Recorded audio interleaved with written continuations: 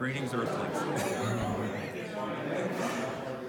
I've been asked to do a little explanation of some of the mastodon and mammoth bones and teeth that we have here. And basically, I think what happened when these creatures the bones of these creatures were first being discovered a couple hundred years ago, they really didn't know, if they were all one type of creature or not. And the obvious distinction that they were able to make is the teeth were different between mastodons and mammoths. Mammoth teeth have these little ridges on them that you can see, right, like this. And it turns out that mammoths had actually 6 sets of teeth in their skull.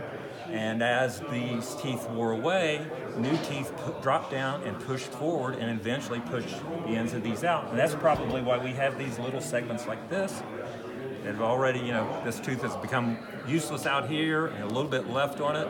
And finally, the tooth behind it nudged it right on out of the critter's mouth.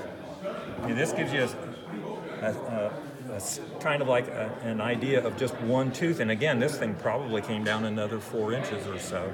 And this would have been either at the upper or the lower end of the mouth. And you can see the tongue would have lay right in between this tooth and another tooth like that on that side.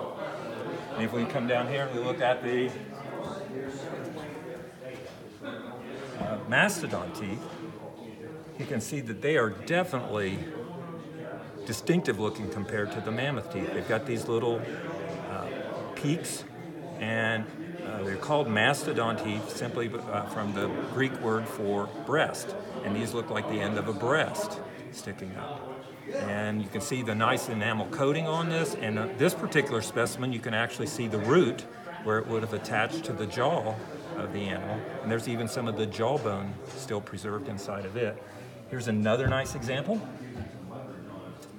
And again, the enamel is really well preserved on this.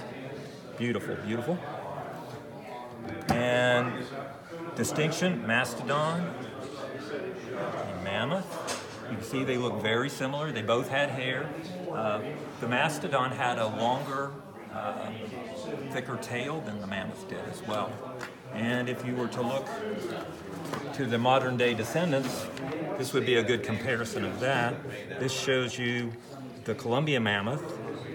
There is an African elephant in the middle for scale, and then the mastodon is a much smaller creature compared to those.